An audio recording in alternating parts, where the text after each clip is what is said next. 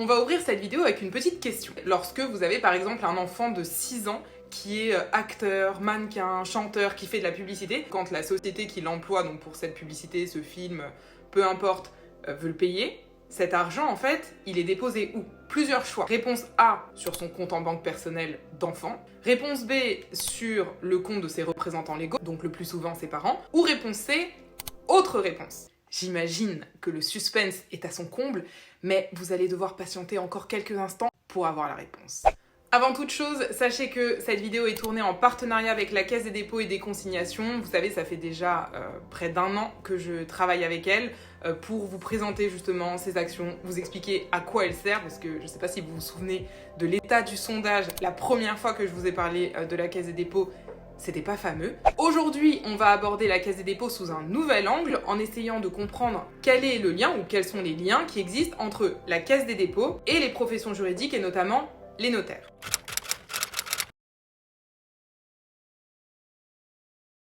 La Caisse des dépôts exerce une mission d'intérêt général de consignation. À ce titre, elle reçoit ce qu'on appelle des dépôts et des consignations. Là, je sais, vous allez me dire, Camille, tu forces un peu. A priori, la Caisse des dépôts et des consignations qui reçoit des dépôts et des consignations, on aurait pu s'en douter. C'est vrai, vous êtes perspicace, c'était dit dans son nom. Reste à savoir, cependant, ce que sont ces dépôts et ces consignations. Dépôts et consignations, c'est soumis à un cadre juridique distinct au sein de la Caisse des dépôts. C'est pas le même traitement. Mais dans les deux cas, il s'agit pour la Caisse des dépôts de recevoir des fonds, de les conserver et ensuite de les restituer aux bénéficiaires. Parce que les fonds en question nécessitent d'être, si vous voulez, protégés. Donc on se lève pas comme ça en disant « Ah tiens, je vais aller consigner à la Caisse des dépôts ». Non, ce sont des fonds bien particuliers qui correspondent à des situations particulières qui sont notamment prévues par la loi. Je vous donne 2 exemples, même si il y en a plein d'autres. Premier exemple, c'est un exemple de consignation. Lorsqu'une personne est mise en examen et placée sous contrôle judiciaire, le code de procédure pénale prévoit que le juge peut imposer à cette personne le versement d'une caution. Dans ce cas-là, cette caution va être consignée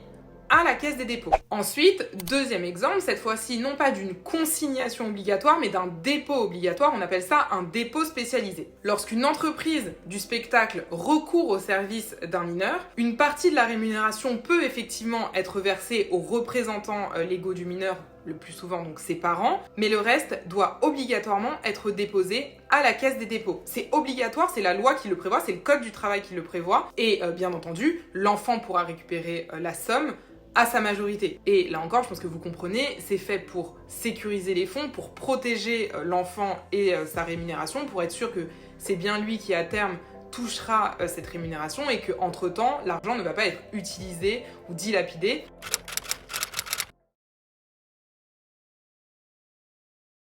Les notaires sont amenés à être intermédiaires dans un grand nombre de situations dans lesquelles il y a des maniements de fonds, que ce soit par exemple en matière de transactions immobilières, achat, vente d'un appartement, que ce soit en matière de succession, par exemple s'il y a un testament, que ce soit en matière de divorce, s'il y a des biens à partager, et ce sont très souvent des sommes importantes qu'ils peuvent être amenés à détenir un certain temps, plusieurs mois, voire plusieurs années. Et vous vous doutez bien que les notaires ne vont pas garder 400 000 euros, 800 000 euros, 1 million d'euros à leur office. Et ils ne vont pas non plus, en tout cas ils ne doivent pas non plus, déposer ces fonds qui appartiennent à des tiers sur leur compte personnel ou sur le compte de leur office notarial. Mais du coup, où vont ces fonds en attendant d'être remis aux bénéficiaires? Les notaires ont l'obligation de déposer ces fonds sur un compte à la Caisse des dépôts.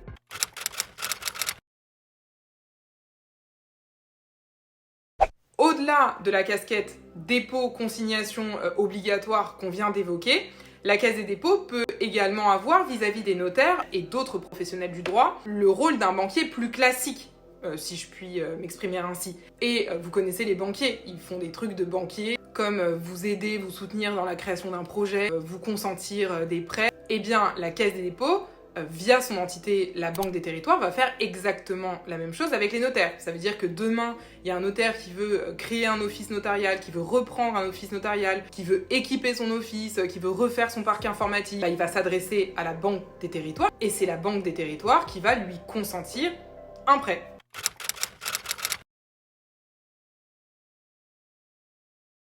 Les Legal Tech, vous savez, ce sont des services juridiques en ligne qui sont développés par des startups et qui sont censés vous faciliter la vie pour accomplir un certain nombre de démarches. Par exemple, vous avez des sites qui vont vous aider à trouver un avocat, un notaire, un huissier plus facilement.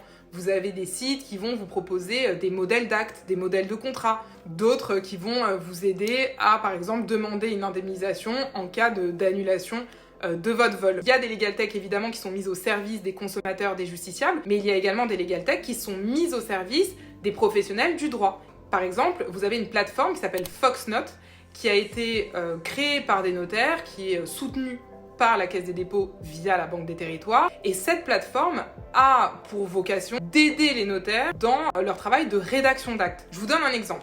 En matière de vente immobilière, vous allez passer par un notaire. Lorsque le notaire doit rédiger le compromis de vente, en principe, il va vous demander un certain nombre d'informations qu'il va récolter, donc il va les écrire. Il va falloir trouver les documents administratifs, cadastres, etc. Bref, on va tout récolter, tout écrire, et ensuite on va recopier tout ça dans l'acte, en l'occurrence le compromis.